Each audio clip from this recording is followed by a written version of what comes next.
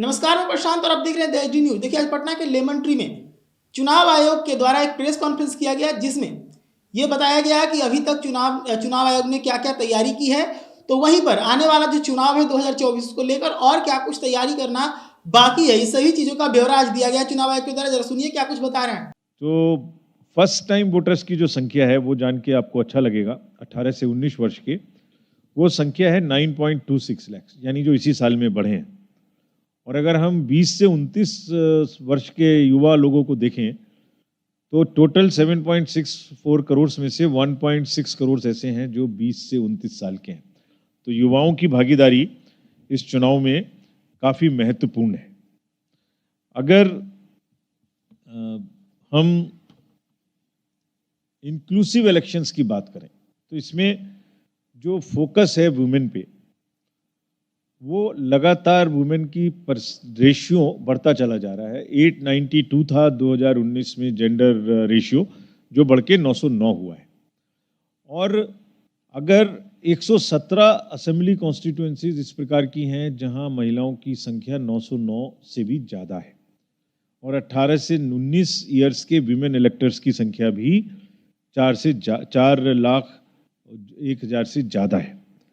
इसी क्रम में मैं ये भी बताऊंगा आपको कि जो डिलीशंस के बारे में पॉलिटिकल पार्टीज ने कहा था, तो कमीशन ने एक बहुत विस्तृत उसमें व्यवस्था की कि जो भी लोग डेड हैं और जो भी लोग शिफ्ट हो गए हैं, तो टोटल जो 16.7 लैक्स डिलीशंस किए हैं, उसमें से 6.3 लैक्स जो हैं वो है लोग जिनकी दुर्भाग्यवश मृत्यु हो गई, और प्लस 2.3 ऐसे हैं जो कि रिपीटेड हैं, और 8 लाख के करीब शिफ्टेड हैं। सो एक एक का हिसाब पॉलिटिकल पार्टीज को भी उपलब्ध है। हर स्टेज पर वो इलेक्टोरल रोल बनाने के क्रम में शामिल रहे हैं। अभी भी कोई चीज़ छूट गई है तो पॉलिटिकल पार्टीज हमें सीओ साहब को या अपने कंसर्न डिस्ट्रिक्ट मजिस्ट्रेट्स को बता देते हैं। इलेक्टोरल अपडेशन का प्रोसेस पूरी तरह से ट्रांसपेरेंट है और अभी भी कोई कमी है तो उसको पूरा किया जा सकता है।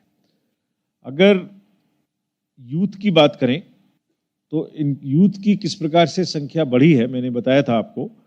और ये क्यों बढ़ी, क्योंकि 587 जगह में इलेक्ट्रल लिटरेसी क्लब के माध्यम से एक सघन अभियान चलाया गया, और 7.79 लैक्स फर्स्ट टाइम वोटर्स 2024 में ऐड हुए, और जिसमें से, और इसके अतिरिक्त अगर 20 से 29 में देखें तो करीब करीब 14.5 लाख वोटर्स ऐड हुए। और चूंकि परिवर्तन किया है आयोग ने कि आप 1 जनवरी को अगर 18 साल के हो रहे हैं, उससे पहले भी अगर आप 2024 वर्ष में कभी भी 18 साल के हो रहे हैं तो एडवांस एप्लीकेशंस दे सकते हैं। तो हमारे पास में 74,000 ऐसी भी एप्लीकेशंस आई हैं जो अभी 18 की नहीं हुए, लेकिन इसी साल में 18 होने वाले हैं। और उसमें से जितने लोग 1 जनवरी और 1 अप्रैल के बीच में 18 साल के हो जाएंगे, उनको भी हम कार्ड पहुंचाएंगे और उनको भी वोटिंग की सुविधा मिलेगी।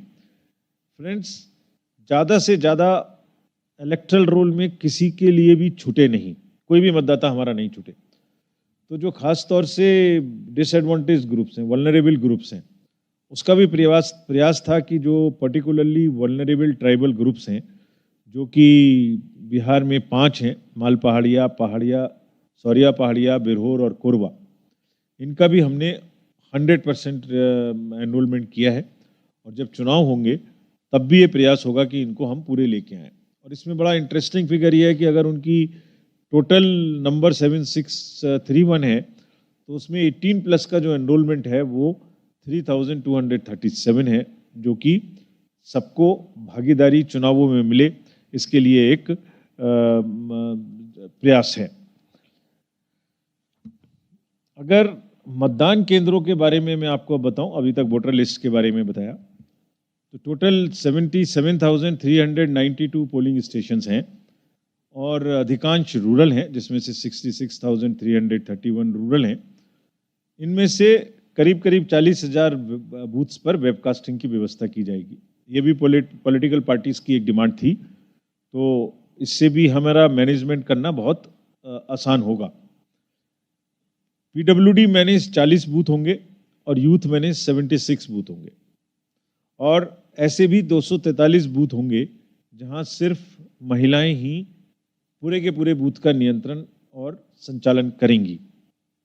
फ्रेंड्स, सभी बूथ्स पे जो एश्योर्ड मिनिमम फैसिलिटीज़ हैं वो रहेंगी, यानी toilet, ramps, drinking water, electricity, wheel chair, ये सभी बूथ पे रहेंगे ताकि आने जाने में सबको सुविधा रहे। सबसे पहली बार बिहार में, अगर आपको याद हो तो 2020 का जब इलेक्शन हुआ था कोविड के दौरान, उस समय भी मुझे आने का मौका यहाँ मिला था एज इलेक्शन कमिश्नर। तो उस समय पहली बार ये व्यवस्था शुरू की थी कि घर में जो वेरी सीनियर सिटीजन्स हैं उनके जाके वोट लाया जाए, और अब ये व्यवस्था पूरी कंट्री में लागू है और इस इलेक्शन से पूरे देश में ये व्यवस्था लागू हो गई है। पहला प्रयास यही हुआ था इसका। तो इसमें क्या है कि आप जो पर्सन्स विद डिसेबिलिटीज़ हैं वो फॉर्म 12D है जो अनाउंसमेंट के 5 दिन के अंदर वो भर सकते हैं, और जिनकी भी 40% से अधिक की डिसेबिलिटी है उनको घर जाके हम वोट लेंगे।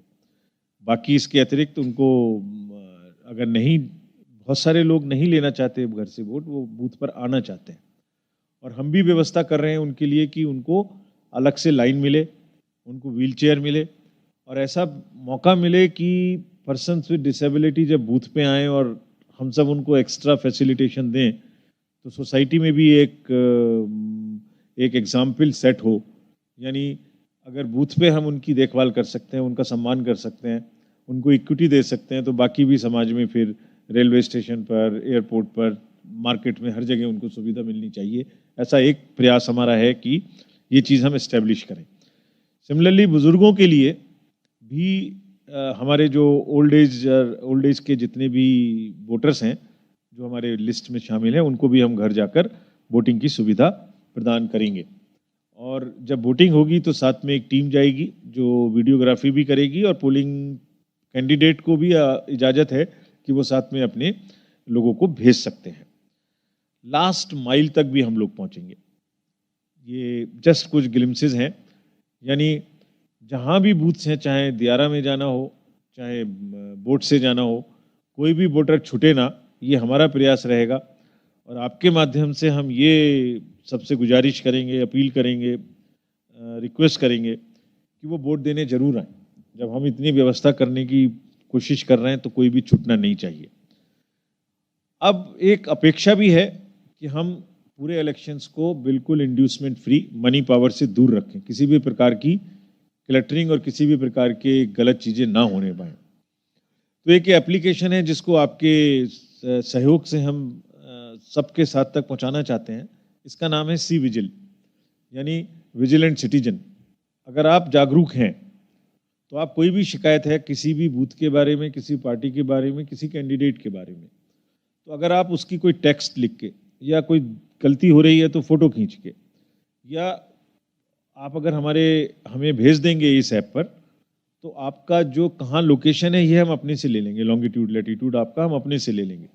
और जो भी नियर बाई हमारी वो होगी वैन, SST होगी, कोई FST होगी, कोई सेक्टर मजिस्ट्रेट होंगे, 2 किलोमीटर में तो कहीं ना कहीं होंगे, उनको हम 100 मिनट के अंदर अंदर वहाँ भेज के उसकी इंक्वायरी करा के पोस्ट करेंगे वेबसाइट पर कि क्या विषय था, उस पर क्या हमने किया, वो सही था, गलत था, पार्शियली सही था, और उस पर कमीशन ने ये काम किया।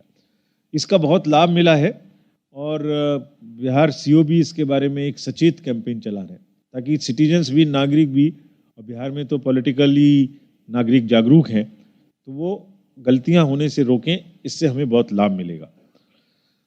जो पॉलिटिकल पार्टीज़ ने कहा था कि हमें बराबर की सुविधा मिलनी चाहिए, यानी अगर हम किसी चीज़ को मांगते हैं तो हमें पहले मिले, दूसरे को ना मिले, जो पहले मांगे उसको मिले, तो उसके लिए एक सुविधा पोर्टल की व्यवस्था है। तो जो भी कैंडिडेट या जो भी पॉलिटिकल पार्टी, तो सुना आपने किस प्रकार से चुनाव आयोग ने वोटर्स की सुविधा के लिए, नेताओं की सुविधा के लिए, पार्टियों की सुविधा के लिए, हर चीज के लिए सोचा है, और सोचते हुए बताया है कि अगर किसी वोटर को कोई जानकारी प्राप्त करनी है अपने नेता के बारे में, तो इसको लेकर जो वोटर है वो KYC ऐप जो है उससे अपनी जानकारी इकट्ठा कर पाएगा। अगर कोई पार्टी या नेता कोई ग्राउंड बुक करना चाहता है तो उसमें सुविधा पोर्टल के द्वारा जो है बुकिंग किया जा सकता है, और सुविधा पोर्टल पे जिसकी पहले बुकिंग होगी ग्राउंड उसी को मिलेगी, और पूरी तरीके से ट्रांसपेरेंसी इसमें रखी जाएगी।